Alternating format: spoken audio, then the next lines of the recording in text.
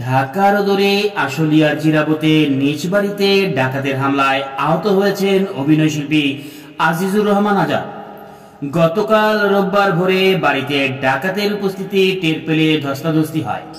এরপর আজাদকে উদ্দেশ্য করে গুলি করে ডাকাতেরা। এ সময় আজাদের পায়ে 3টি গুলি লাগে। ডাকাতের আক্রমণে আজাদের মা ও স্ত্রীও আহত হয়েছে। নিউজ বাংলাকে খবরটি নিশ্চিত করেছে আজাদের নিকটাত্মীয় ও চলচ্চিত্র পরিচালক তপু খান। গতকাল বিকেল 4টায় তপু খান বলেন, আজাদের পায়ে গুলি লেগে মাংসপেশি ছিঁড়ে গেছে। রক্তাক্ত অবস্থায় তাকে ভোরে হাসপাতালে আনা হয়। বর্তমানে ঢাকার একটি বেসরকারি হাসপাতালে চিকিৎসাধীন রয়েছে। সেখানে তার MRI করা হয়েছে। আগের চেয়ে কিছুটা ভালো।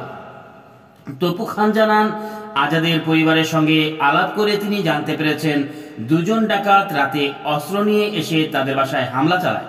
ঘরে ভাঙচুর করা হয়। ডাকাতের উপস্থিতি টাওয়ার পাওয়ার পর চিৎকার করলে ডাকাতেরা গুলি করে পালিয়ে যায়। 2জন ডাকাত বাসায় হামলা করলেও বাড়ির বাইরে আরো কয়েকজন ছিল বলে জেনেছেন তারা। 2016 সালে তপু খানের প্রাক্তন নাটকের মধ্য দিয়ে অভিনয়ে পথ চলা শুরু করেন আজাদ। এরপর গত 9 বছরে 2 শতাধিক নাটকে অভিনয় করেছেন তিনি। 2023 সালে মুক্তি পাওয়া লিডার আমি বাংলাদেশ চলচ্চিত্রেও অভিনয় করেছেন আজাদ। চরিত্রাভিনেতা হিসেবে বিভিন্ন নাটকে দেখা যায় অভিনেতা আজাদকে।